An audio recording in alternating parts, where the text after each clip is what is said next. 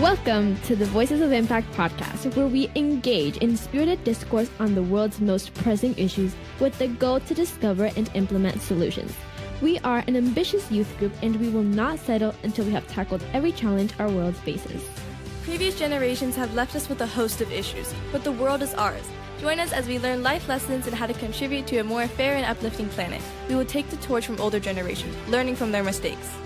We will glean wisdom from the experiences of adults who tried to prevent us from ending up with the issues that we face today, as well as the experiences of adults who, to this day, stand alongside us, fighting the southward progression of many spiraling dilemmas.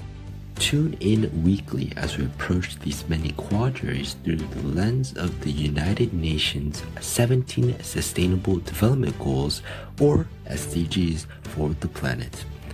Voices of Impact is brought to you by the University of San Diego's Jacobs Institute for Innovation and Education, PPC Profit Pros, and SchoolCAST, a Cloudcast Media program to empower the voices of young students around the world.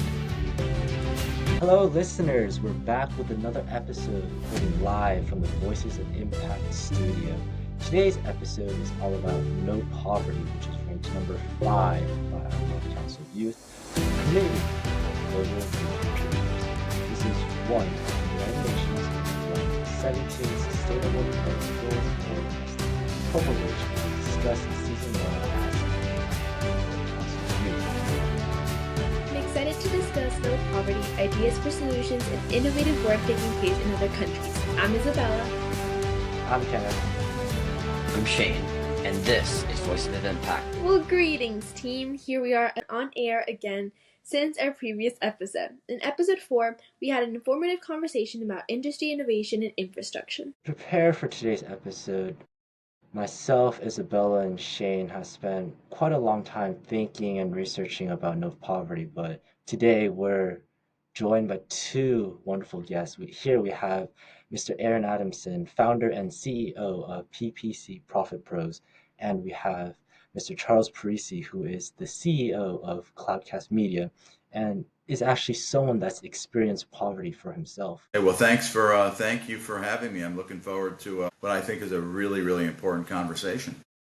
Delighted to be here, and can't wait. We're really happy to have you guys. Well, we wanted to focus on the UN's 3 primary hurdles. Number 1, economic inequality and systemic barriers. Number 2, access to basic services and social protection. And number 3, sustainable livelihoods and job creation. So let's jump into number 1, economic inequalities and systemic barriers. According to the UN, 700 million people, that's a lot of people, still live in extreme poverty, surviving less than $2.15 per day.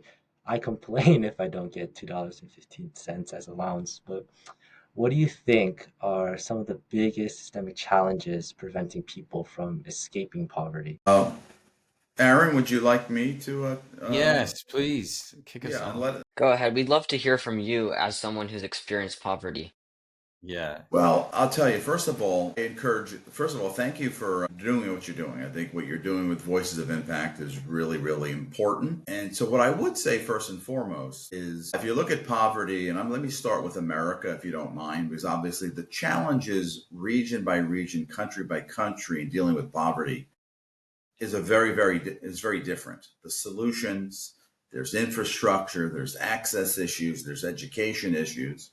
But if I just put a lens on America as an example, and I would encourage all of you young thinkers to read Matthew Desmond's book called Poverty by America. And because it's fascinating, because when you look at the last, let's say, 60 years in America, 55 years in America, the only thing we know for sure, despite tremendous growth in gross domestic product, personal household wealth, we actually have more people that are in poverty than we did in 1970. Now, part of that is population growth, but the percentage hasn't really changed all that much. The question is, so why does the wealthiest nation in the world seem to have a pervasive and insurmountable challenge with poverty? One of the things I would argue, and I would say this is where I might offer a suggestion to even to the UN that they didn't mention. I think one of the biggest problems is one of framing. And the people who get to write about poverty are often people in power,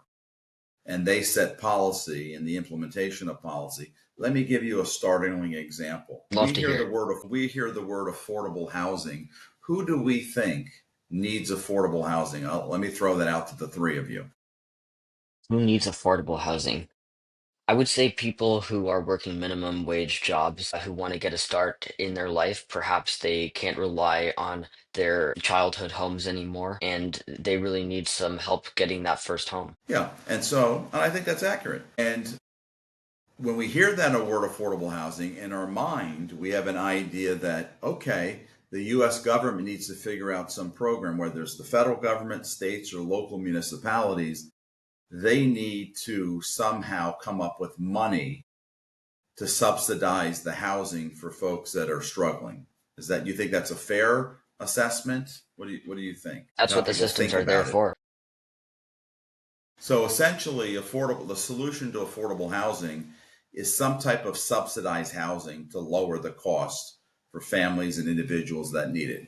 Would you say we would agree on that? What do you think, Isabella? I think I agree. Yes. Okay. Continue. So now let me give you a startling fact, because the most recent data that I've seen, nearly $200 billion federal government money went into subsidizing housing for homeowners, and only $53 billion went into affordable housing for the poor. And the question is 4-1, more money went to homeowners. And so the question is, why do we not know that? The answer is it's because a mortgage interest tax deduction. We subsidize homeowners by allowing them to write off the interests on their mortgage. That is a federal subsidy of housing. But the world doesn't think of it that way because it hasn't been framed that way. So one of the things I would encourage you, and I would say to the UN, is when you frame the problems differently, you have a different perspective. Because I would say, I'm a homeowner. I would say that Mr. Adamson is a homeowner. We actually benefit from federally subsidized housing. Mm-hmm. Now, tell anyone with a house and a mortgage that you are a beneficiary of federal tax dollars. We would initially reject it and feel like, what are you talking about? I don't need any. I'm not an affordable housing candidate. But the key is that's what happens. And policy, we use lots of money for housing, but it's not actually going primarily to the folks that actually need the housing. I would venture to say that Aaron and I would say, hey, even without a mortgage interest deduction, we'd probably still buy a home. Yeah, absolutely. I love your point, Charles. And it's interesting because we're talking about access to affordable housing for those that need it. Often those that want to get their first home, as Shane said, they're renting an apartment. Interesting point. Dovetails with what Charles is saying. When you rent, the money you pay to rent, you can't take any of that as a tax deduction. Those are the people that are stuck. They're trying to get from a rental situation into a homeowning situation. Why aren't they getting a deduction at the rental level? That would help them have more disposable income to put that nest egg away, to get the down payment together sooner to get into home. Aaron is making a really valid point in terms of when we talk about inequality, we're also talking about inequality of little things like called the tax code. Because here's another example. The federal government subsidizes retirement savings for people that participate in a 401k plan. You're too young to be in a 401k retirement program, but when you invest in a retirement program, which means you have the discretionary income you're saving, that's wonderful. But the federal government is giving you a tax deduction. Now, what about the individuals who actually can't afford one penny of discretionary income?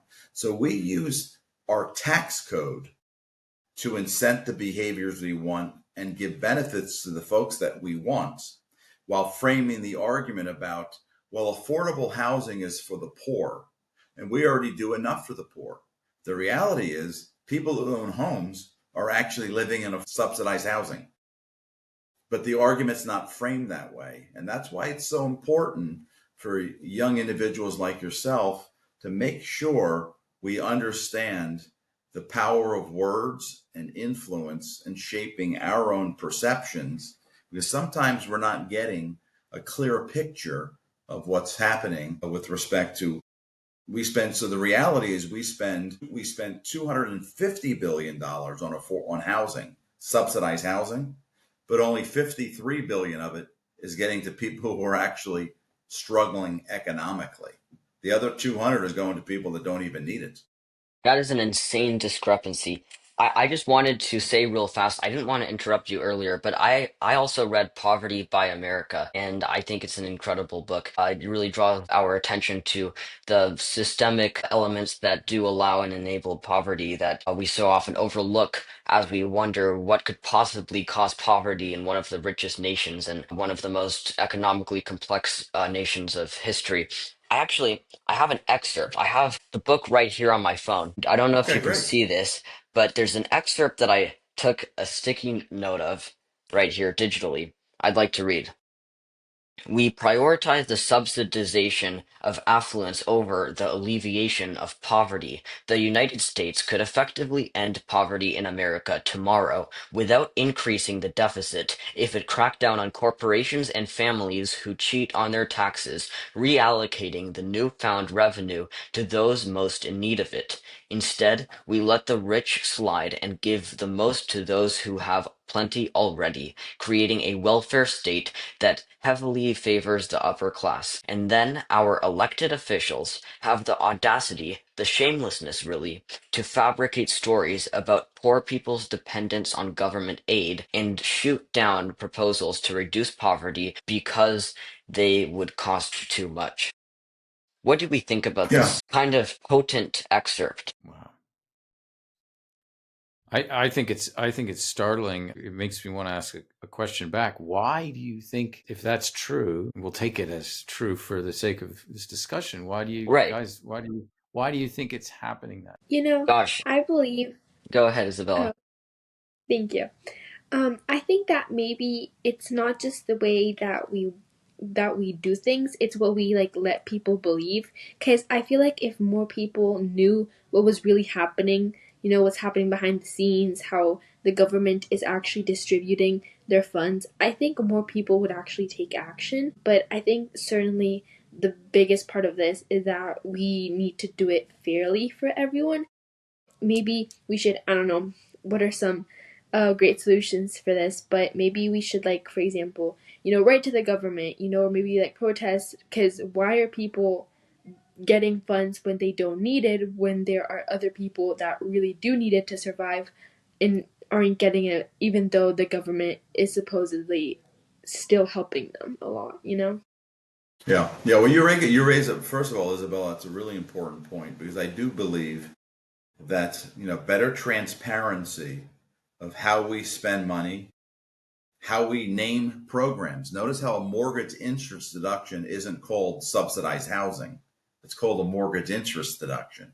Whereas if you have subsidized housing, like a housing project, yours truly grew up on welfare in a New York City housing project called The Projects.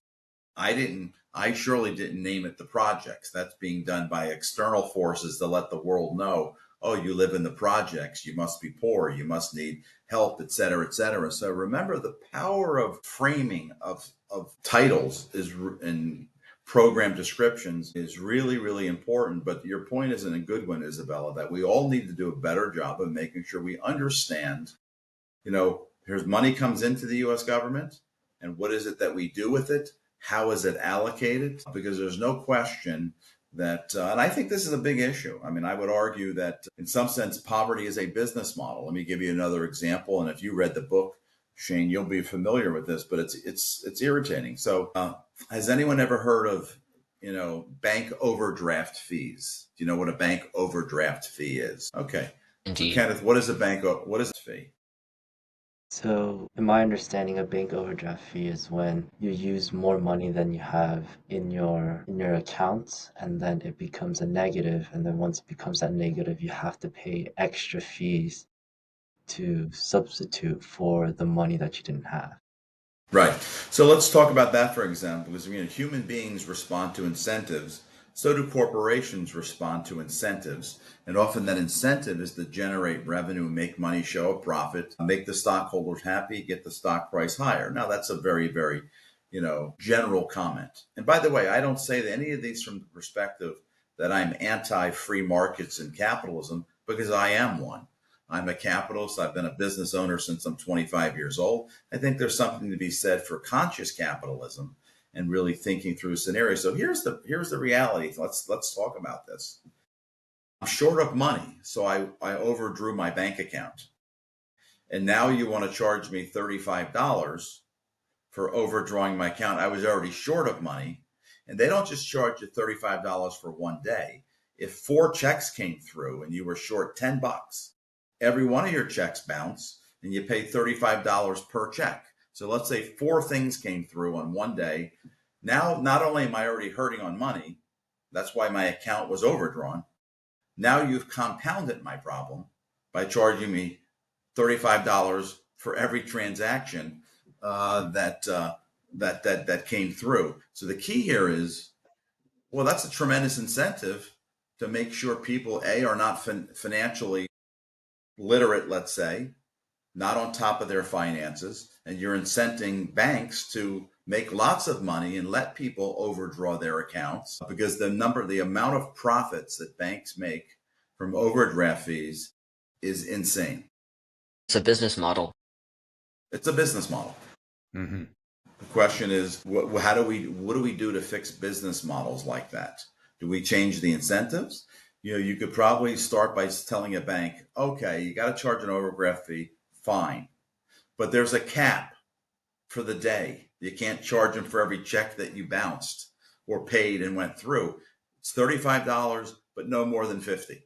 That alone would save billions and billions of dollars for people who are already challenged. How about little things like, parking meter violations or getting your car towed because you were late on a car registration? I can give you so many examples of how we are penalizing individuals who are struggling. Car registrations in California is a very expensive thing. There's a lot of people who literally cannot afford to register their car. And that particular time, the state says it's due this day on this month every year. Well, I got an emergency expense. I had to go to an emergency room. I can't pay my car registration. What is my reward? I get pulled over. My car gets impounded. Now, not only can I pay the registration fee, I got to pay $500 to get the car out of impound. So we have all of these. By the way, the towing companies are privately owned towing companies who get a contract with the city. Incentives, incentives, incentives.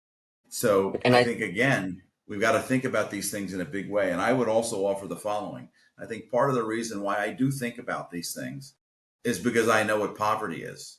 And I think if more affluent people had ever touched poverty, they might think about the problem differently. I think one of the things that you were touching on there is that how can we actually regulate this? How can we change a business model? And that's in the hands of the government, right? In a capitalist society to regulate, whether it's a monopoly or any other kind of capitalistic action that needs to be curbed. One of the important things to be done in that case is to improve the relationship between the government and the people. It goes back to another thing that you were mentioning earlier about and that is contained in the excerpt I read over there, why would people even in the first place try to cheat taxes that can be spent on poor people?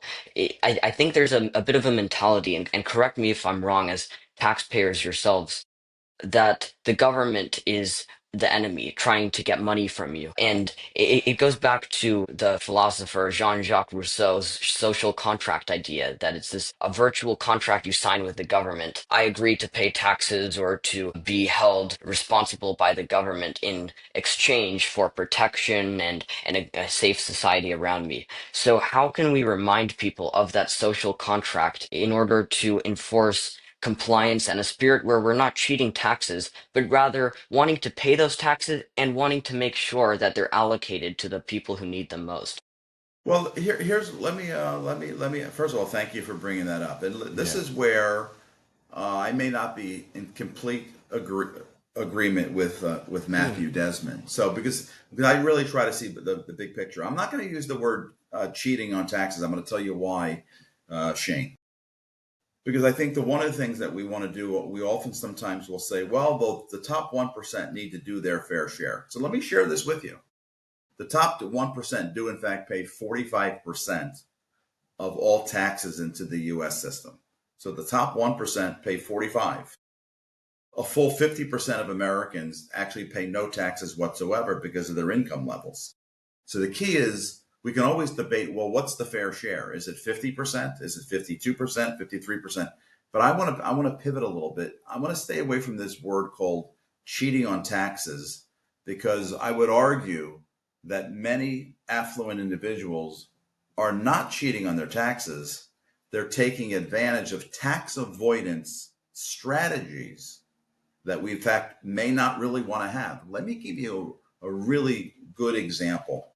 We've heard politicians for 30, 40, 50 years talk about we need to eliminate all of these offshore tax shelters, whether it's at the corporate level or the individual level. They all discuss it, but what do we still have in 2025?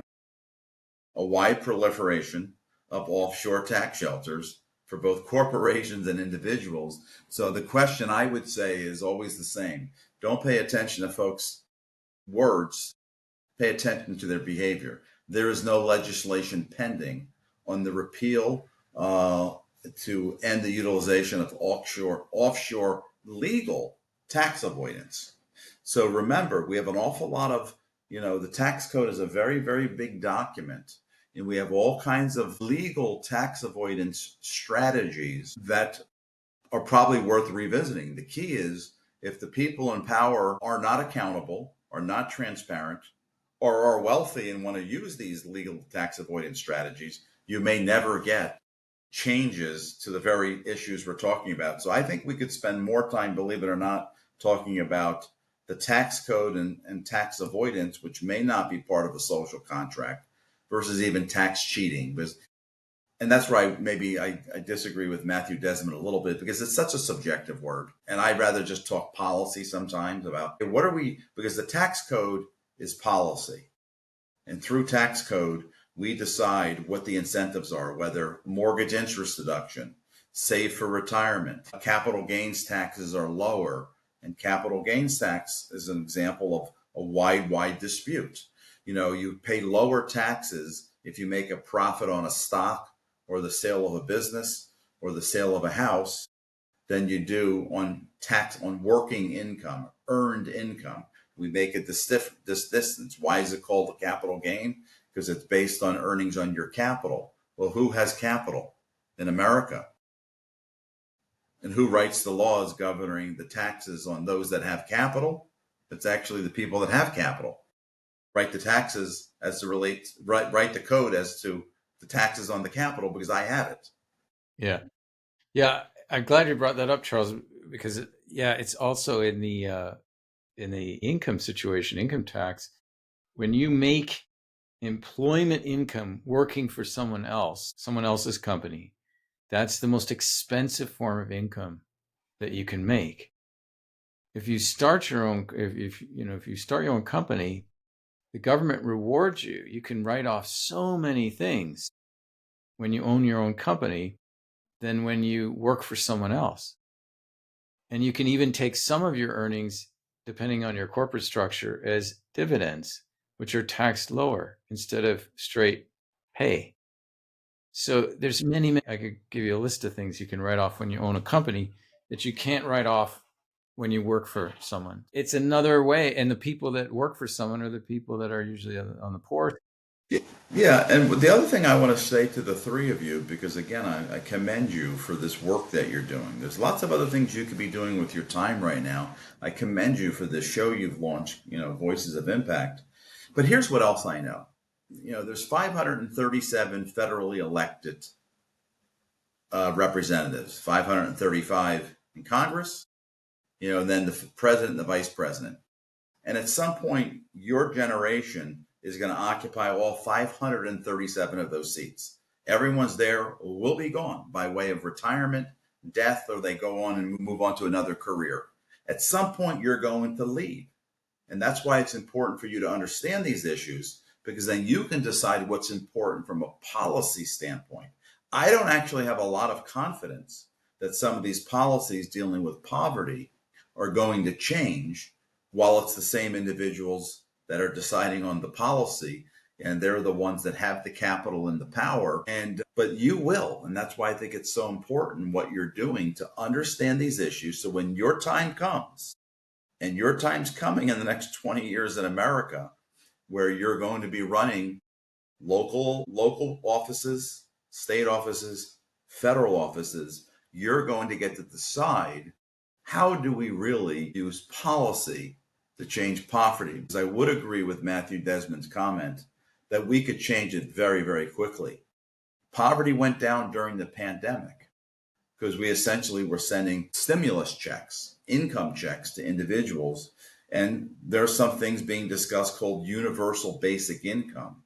In a world where AI may replace a lot of jobs, do we need to implement a policy called universal basic income, that every American gets a check for X thousands of dollars a month? I'm not overly confident that these policy changes are going to happen today, but I think your generation is going to have a fresh start, as long as you think of social contracts, as long as you think about not being tricked into the framing. But just now today, when we talked about who's really using subsidized housing, you now have some more information, so that if you ever do change policy or working on policy, you can say, aha, don't you give me that affordable housing argument that I heard back in 2025. I know better. So key is, do your homework always. Get under the hood, because at some point you will be leading this country. So, I just loved how you mentioned that it's up to us to, change the current way that the system is going, because I think it's very important that a lot of people, have the knowledge about what's actually going on, because, technically in the future, when we choose what we want to do for our jobs, if, for example, let's say that they want to be a doctor, but they don't like blood, if they're not really aware of what they're going to be doing, what it requires of them. So it's really important that people actually take the time and kind of think and reflect on themselves and be like, what compels me to think about this, or what challenges are we facing right now that, maybe I want to help solve. And on that point, I want to continue and talk about another challenge that we're facing, which is access to basic services and social protection. I think that, some people don't have access to simple, necessary things like food, like we talked about, shelter, or, even water. So I know that this is a really big problem that we're facing nationwide. So what's your take on that? This problem it's not just about, the economy of a person, but also about their access to things. Yeah, I want to jump in on that, and, because you guys started the program with saying there's 700 million people in poverty. That's a massive amount of people. It's really frightening. What I think is valuable is to look to nations that are having this shows about voices of impact, being impactful on the problem of poverty and dealing with it well and learning from them. Countries like Denmark, Canada, Singapore, even, they have universal welfare systems, higher minimum wage for their workers, access to training, retraining, lowered costs for education, just basically strong social safety nets, and progressive taxation as well, so that the lower you are on the totem pole of this continuum of poor to rich, the safer you're going to be. Safer. You won't slip through and end up on the street, or end up not being able to feed your family. That's very intriguing, Mr. Adamson, because from what I'm hearing, they're teaching men or people to fish. It's not about giving them money or trying to subsidize things. It's about offering extensive education, just general education you were mentioning, but also job training and retraining. I think I heard you add. So then you really can't claim that you don't have the tools, the mental tools that you need to do a job or to be competent in the workplace because those are offered to you by the government. I think that that's unique in those countries, as a lot of the time in the US we tend to rely on tax subsidies or more financial gifts from the government. Yeah. Well, Right. it's a really good point too, because I will share this perspective from you as someone who, in fact, was when I was young. It wasn't me. Family was on welfare. Then I've lived in the projects, and I've always believed this. And you're touching upon this, that the welfare systems in America were designed by rich people to keep poor people poor, not to lift them up. It's here's your money, here's some help.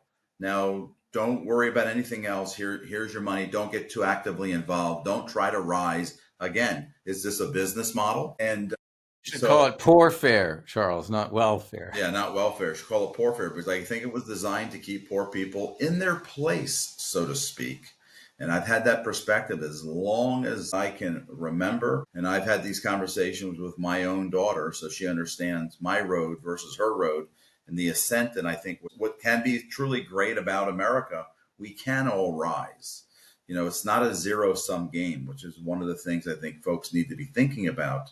The pot does get bigger. The pie does get bigger. We can all share in the growth, the economic growth of a nation, as many have done in this country. And don't get me wrong, there's been tremendous improvement in America, but we can do much better. Education alone, if we just delivered a better education to a huge swath of the world and certainly this country, we'd be better off. And what we now know, technology can address a lot of the knowledge game in the access game. There are some countries that there are no schools. But I'll tell you, if we can get Wi-Fi in there, online knowledge and education using technology can deliver this to so many people. Same thing with jobs. There's so many jobs that we can, there's remote work for. There's platforms like Fiverr, Fiverr, where folks around the world, as long as they have a basic talent for graphic design or anything, can be generating revenue from opportunities all across the globe, and all they need is Wi-Fi and a computer. So there's so much we can do to improve education, access to education, infrastructure. Healthcare is a major issue. Let me talk to you about that for a second. And I know Canada, of course, has a wonderful model. So let me share this with you, because I've had these conversations with my daughter. I like to make things personal. And I sometimes tell her there's no root canal in the ghetto. Okay, when I was young, there was no dental care. You had your teeth extracted. That was what dental care was. There was a door and a string. Yeah, there was called an extraction. So many years later, when I managed to do better in life, I had to spend a lot of money to do some rehabilitation work on missing teeth. Of course, she now has great dental care because, one, growing up, she had dental care, and now she works and she does well. And why is there no dental care in the ghetto? Why are emergency rooms so expensive? Do you know how many families, if the kid sprains an ankle playing sports, do you realize how many families won't put their kids into sports because of the cost of uniforms and potentially the cost of getting injured? You got to go to an emergency room with a sprained ankle and let's just try to ice it. Let's try to wrap it, see how it's doing tomorrow. And because it might be $1,000 bill to go to the emergency room, which you don't have to pay on the spot. They're happy to send you a bill, and then it goes to collections. And now we've compounded all of the problems that because we don't have affordable health care. I find interesting a lot of the things we've been chatting about, the solutions are kind of mediated through governments, and it kind of comes back to what Charles was saying, that you guys, should you want to go into politics and civil service and that sort of thing, you have the opportunity to get in there and change some laws and some programs and make some positive changes here. Right, because it's not zero sum, which is a nod back to what you were saying earlier, Mr. Parisi. We used to think that we needed to steal from other colonies in imperialism. We used mercantilism, where we thought it was zero sum. If we want more, we have to take from them. But I think what we discovered is, as Mr. Parisi was saying, the pie can get bigger. We can actually create value. And we can make, now it's a very relevant issue today, AI and robotics that can perhaps take over jobs. Once you make a robot, it actually can lead to a lot of production of value because you can have it do all sorts of monotonous factory jobs, and over time you break even and it starts becoming a lot cheaper than paying employees. So at that point, prices could fall on that. And so I think that the production of goods by robots could be a means of reducing poverty, but I'd love to hear the input of my fellow team members here and our lovely experts on today. I just want to say how sad it is that to get dental care, the first thing that you would think of is to either just pull out the whole entire root of the tooth, or kids wouldn't be able to play sports because of the fact that they're too scared that there's going to be some kind of injury involved, and that's probably going to ruin the family's financial situation. Why do we have to first think about money when we're trying to raise kids and make sure they have a good life? So, It fair is very question. sad. There's a perceived shortage of money that needs to be on the minds of many families trying to raise children. But that goes back to what I was saying earlier about how it really isn't zero sum, and the U.S. does have enough capital to provide good lives for everyone and to eradicate national poverty. So, what are we thinking about approaching the reduction of poverty and the production of value for lower cost through robotics? Because it's very Well, relevant to my generation. yeah, there's no question. And again, let me give you a very, very relevant example that I think the three of you can identify with. Okay, so how many of you actually go to the supermarket or a Target and you ultimately go through checkout with your parents or on your own? I think I've done most that of us, all before. of us. Okay, do you typically use the lane that has a human being or self-service? Self-service. I have no idea how to use self-service, to be very honest. I don't know. Kenneth, what do you do? For me, if it's like five things, I just want to get out of there, so I'm using the self-checkout. But if I have a lot of things, like say we're going to Costco, then I'll go with the person. Yeah. Okay, so let me give you a little thought, and as a kind of an exercise to have a little fun with, because my daughter prefers the self-checkout because she's thinking, "Hey, let me get out of here as quickly as possible."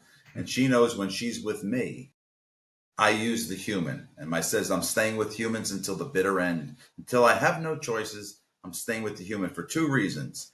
I like to see Henry in my grocery store. Hey Henry, how you doing? How's the family? I like to talk to humans. That's number one. Number two, I don't like the idea of being free labor. Let me give you an example. A lot of those supermarket jobs, bonds, and all those big stores, those are union jobs. In some cases, paying 30, 40, $50 an hour plus benefits if you've been there for years. So let's have a little fun. Let's say that the typical person working at a checkout line in the supermarket is all in, making, let's just say $30 an hour, and they serve so many customers per day. Okay. When we do self checkout and bag our own stuff, we just gave free labor to a supermarket chain. We said, I'm willing to work for free. Okay. And so not only you working for free because you did the job of another human, and I would say on average, let's say the typical person serves 10 people per hour, and that's $3, $4 every customer. I think I should get a credit on my bill if I use self-service for $3 to $4. And I tell Yeah. Abe, until they give me a credit, I'm not giving away myself for free while hurting another human. So Excellent points, Charles. the technology, we know AI is going to eliminate thousands of jobs, millions of jobs, thousands in our own community. And it's going to start with jobs like that. And we always say, well, let me take that person working at Vons and we'll retrain them. We'll put money into education programs to retrain them. And you know what I always say to this? Nonsense. That's always the talk, but it never happens. Instead, we end up with more folks that perhaps need some help, lose their jobs, potentially causing all kinds of issues financially, socially, family level, household level, domestic violence. You know how many fights in families are because of money? And I'm short of money and there's financial pressure and they get angry. So there's a big impact. So I say I'm sticking with humans, but your generation needs to be thinking about it because, like I said, it's the tip of the iceberg now, but it's going to be exponential growth of implementation of AI. And it's not going to start with super high end jobs. It's going to start with jobs that are really good paying jobs, that are helping American households. And so the question is, what do we do about that? Should there in fact be a $3 charge to a grocery store for every customer that uses self-service that goes into some fund, for universal basic income? I don't know the answer. I'm not smart enough to know the answer and I haven't thought enough about it, but I do know there needs to be a conversation about what are we doing here and what are we going to be doing to make sure we're thinking 5 and 10 years down the road about these policy issues. And that's why, again, what you're doing here is important. The other thing I would say to each of you, because none of you, I don't believe, have ever voted in an election unless you cheated because you're not old enough. You need to start thinking about this thing called a representative democracy and make sure that your representatives are not your misrepresentatives. So you, as young individuals who will be electing our representatives, need to really think every time you vote for someone, is this individual representing what I think is really important to me? And sometimes what happens in elections these days, folks are picking one issue. That's everything to me. And so sometimes we have to prioritize. There may be 5 or 6 key issues that are important to you as young voters. And you may not find candidates that can appeal to you on every issue. But sometimes you got to prioritize your issue. Like, this is my number one issue. This is 2, 3, 4, and 5. And I've got to elect individuals that are aligned with what I think is the most important issues for my local community than state and federal. And I think we do things backwards. We spend too much time talking about the national election and not enough about the local representatives, because we all live local. None of us live in Washington, D.C. We live here in San Diego or in Iowa in the case of, I believe, you, Isabella. So that's why, thinking about these issues and the work you're doing is really, really important, and getting more young people to be thinking about policy, priorities, how we use money. In the last 40 years, U.S. taxpayers who are doing phenomenal work have sent the federal government 3 times as much money as 40 years ago. 3 times as much money in federal and all the different taxes. The question is, where is that money? And are we making good progress on the priorities? Or have we, the people, not done a good enough job in telling what our priorities are? That's what your generation is going to have to think about. So Right. we've talked a lot about poverty in America. I think a lot of the extreme poverty lies in other countries as well, though, where the issue is less about wanting representatives that represent our will and more about surviving to the next day and getting food and not dying of some sort of parasite in drinking water.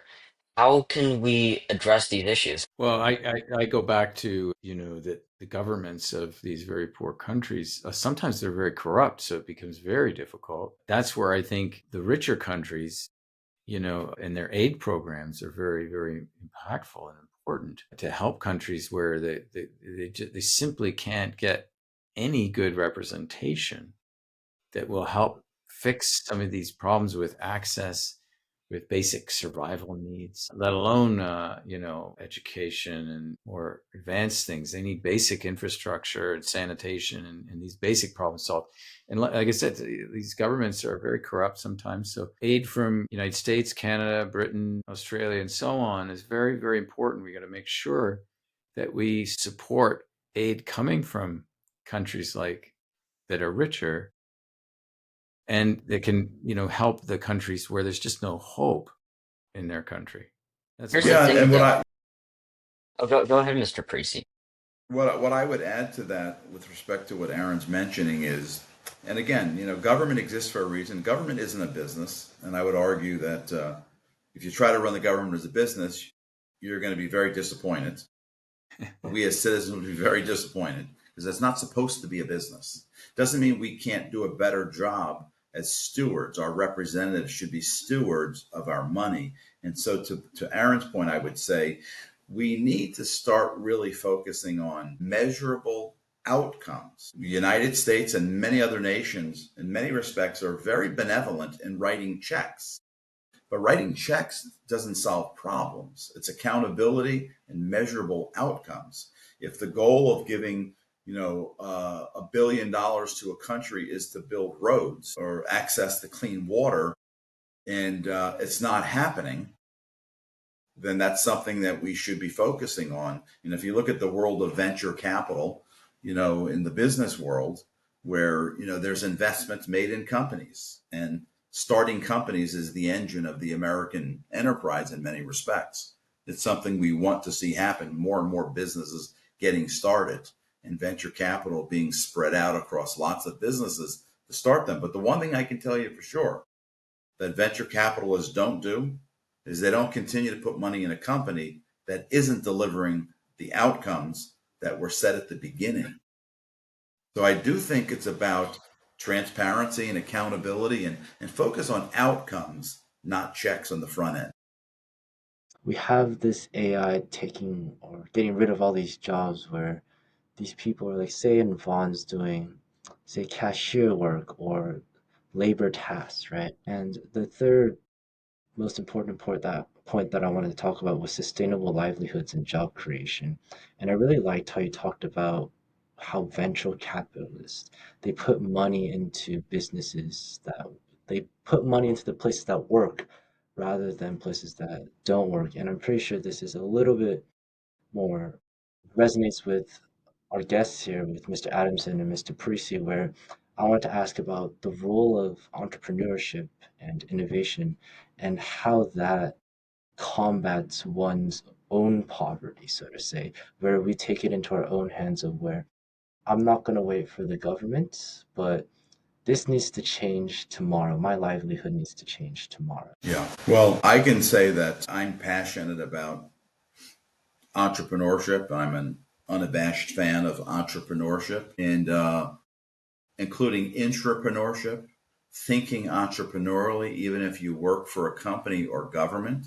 That always means, how do I get the best return on this money? How do I get the best outcomes on the money? How do I think differently? How do I ideate different solutions? That's the essence of entrepreneurship or entrepreneurial thinking. So again, I think it's essential that we be entrepreneurial, but I think we need to apply that very much to social impact and social enterprise and social entrepreneurship. Because really, we call service impact organizations, we call them nonprofits, which I think is a terrible name. I tell everyone I know in the nonprofit world, well, what would you call yourself if the tax code changed and there were no more nonprofits? Do you no longer exist? So I've always struggled with that word nonprofit because that's a tax code. Either I'm about social impact, and I think for-profit companies can be for social impact. It's a core ethos of Cloudcast Media that we're about social impact in a variety of ways. And I think you can be a social impact organization even if you are a quote nonprofit. The key is, what is the impact we're targeting? How do we measure that impact? And how do we finance the impact we're looking for? And so I am always a Z to A kind of approach. If we say that we want to have 1 million people with access to clean water in a country in 5 years, great, I got a metric. Okay, now let's get moving. And 2 years into it, I should know if we're on track or not on track. And so I think this entrepreneurial mindset, outcomes driven, is something that we as a nation or any nation, needs to be focusing on, because Aaron touched upon something that's really, really important. There is, in fact, tremendous fraud and theft in the world of nation building and infrastructure building and trying to lift poverty. We need to we need to do a better job of demanding outcomes and watching how that money gets invested, because I think it's noble of all of us as a nation, or Canada or France or all of these wealthy nations, the top 40, so to speak. It's noble that we lift the rest of the world, and in great part because it's in our best interest to do it, because we do live in a consumer world. More established nations, more consumers of the things that we build, etc. So we should lift other nations, but we should also do it very prudently, in a measured kind of way, in my humble opinion, with outcomes as the target. And because Makes I a lot of love sense. that metric-driven approach, outcome-driven. Great saying, that which is measured improves. well, yeah, exactly right. There's a saying to echo Aaron. It's right. I love sayings. And you three young great thinkers. If you can't measure it, you can't manage it. If we don't know what it is we're going after, how are you going to determine if we're successful at delivering poverty programs or delivering clean water in all those important targets? Because the rest of the world, fixing poverty in America is very different than fixing poverty in, let's say, various nations, whether it's Africa or Asia. In some cases, you've got to start with the basics: Maslow's hierarchy of needs, food and shelter. We've got to address those issues first. We don't need to necessarily start with how's AI going to impact jobs there, because there are no jobs to impact. The key is food and shelter. Let's start with the basics. Okay, well, how do we do that? How do we attack these problems? Oh, I do wanted we? to I wanted to mention something too that's interesting. We talked about a little bit a higher level organization getting involved in government and big programs like that. There are very small programs my wife opened my mind to, that she gave money into. They're microloans that Yeah, an individual can give to, say, somebody in Africa, a woman in Africa that wants to start a sewing business or something she's passionate about, just has no money, no ability to get it off the ground. An individual can research, find these microloan organizations, give a little bit to that specific person, yeah, and then that person pays them, gets their little business started, and then pays over time, pays that loan back. And then you're encouraged to just reloan the money that you've given to that person to another person. So there's ways yeah. that you can get involved at a very small scale, but can make it a beautiful direct impact with another human being, and have that feel good person to person qualitative touch and change. Yeah, really, really important point. The whole micro lending industry, or even what I would call character-based lending. There was a time once in the world where we didn't give a numerical number to a human being if they were trying to build something, called a FICO score. Does everyone know what a FICO score is? It's your credit rating, essentially. And it's tremendous data collection behind that, to determining if Shane is worthy of a loan. But I think character-based lending, which is what micro lending is about, like, hey, I believe it or not, you can do micro lending for someone that wants to buy a cow and start generating revenue, milking that cow, milking generating that revenue. cow and food. Milking There's the, yeah. programs like that exist, and they're extremely successful. Let's talk about San Diego, phenomenal organization called Accessity, which does smaller scale loans. It's character based, although credit is helpful measure, because they'll work with you on fixing your credit, not necessarily rejecting you because of your credit. So getting to know the person and the project and doing it on a local basis, I think, has tremendous power. In micro lending, I'm glad you brought that up, Aaron, because it's a big issue. $25 loan can be life changing to someone, and big organizations can't do $25 loans. And that's another thing I would say to the three of you as problem solvers extraordinaire. How do you How do you eat an elephant? Have you heard this analogy?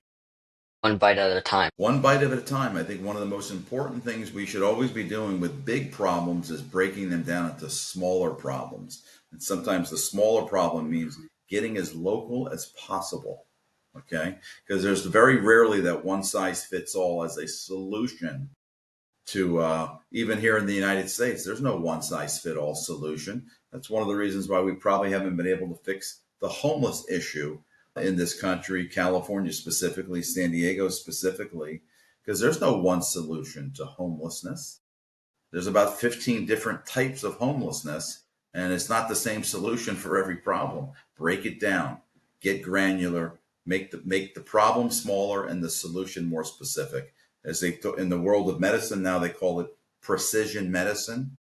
Let's get about precision solutions. Well, speaking of Right elephants, tool for the job, eh, Charles? Yeah. speaking of elephants here, I was going to ask a question, and I'll tell you what it is.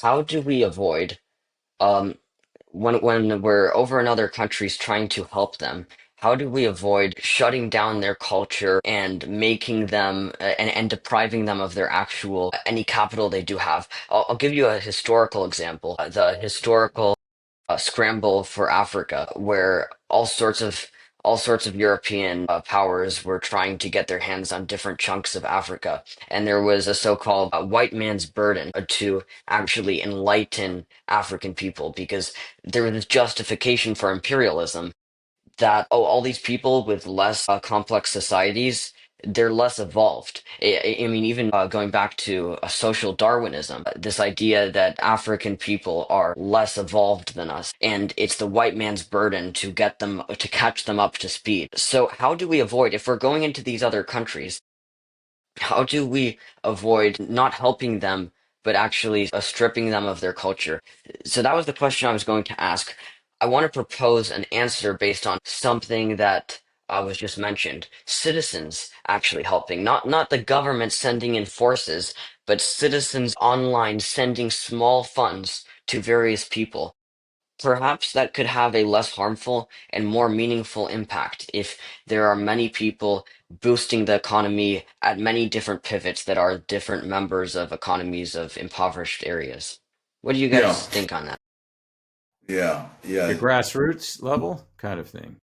Yeah, like Yeah. if you're donating to different individuals, you are if there's enough of that going on, if it's promoted, then you're helping the economy in a less direct way than sending in forces and trying to being like, I'm going to boost the economy, I'm going to Americanize you.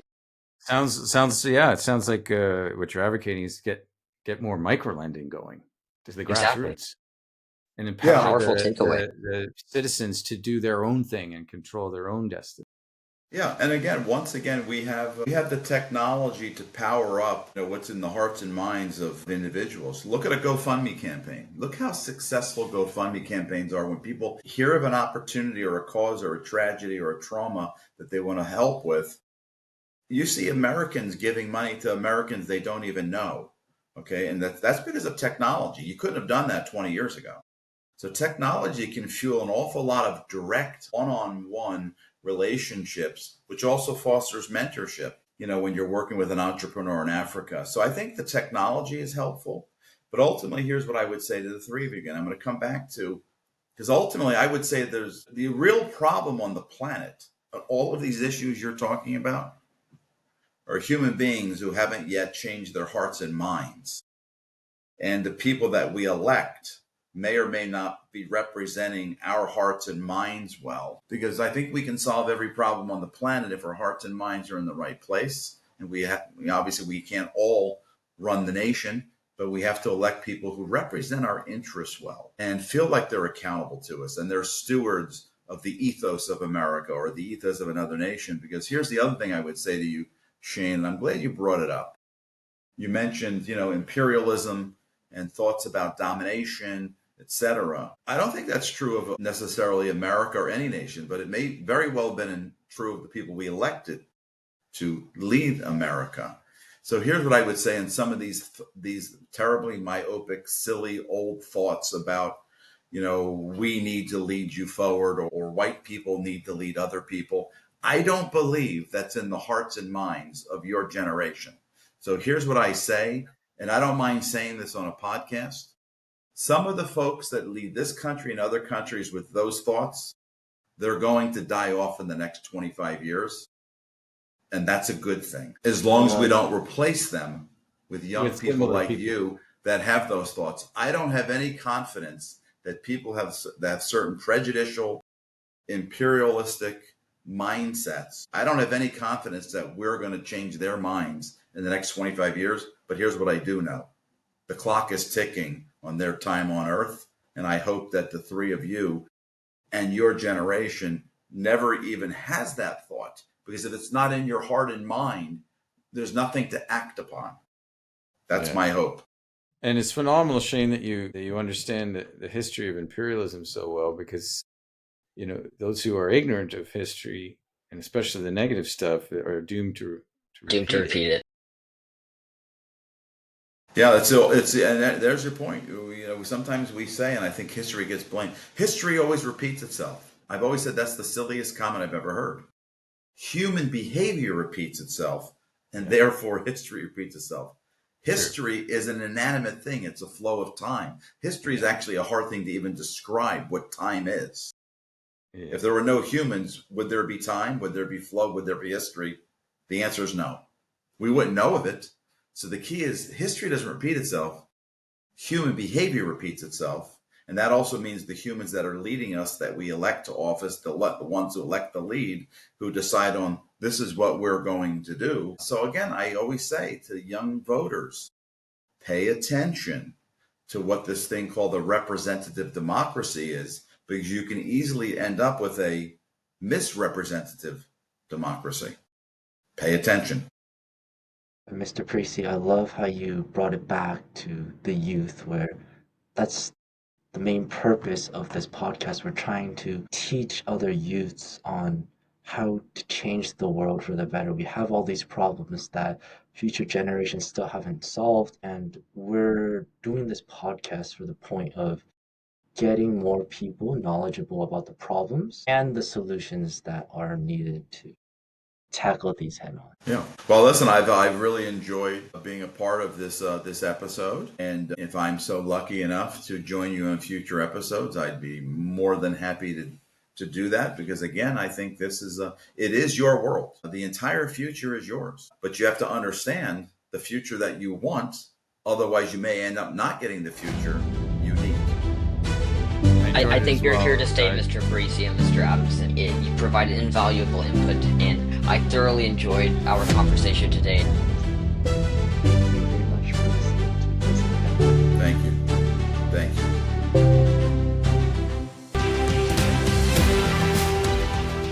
We hope you enjoyed the Voices of Impact podcast, where we engage in spirited discourse on the world's most pressing issues with the goal to discover and implement solutions. Our mission is to overcome global and societal conundrums through student unification, accepting our roles as future stewards of planet Earth. Please consider sharing this episode with other humans to enable spirited youth discourse on the planet's most pressing issues. If you learned something or felt empowered by this episode, tune in Saturdays for more student-led change-making conversations, and be sure to follow, share, and positively rate our show. Voices of Impact is brought to you by the University of San Diego's Jacobs Institute for Innovation in Education, PPC Profit Pros, and SchoolCAST, a Cloudcast Media program to empower the voices of young students around the world.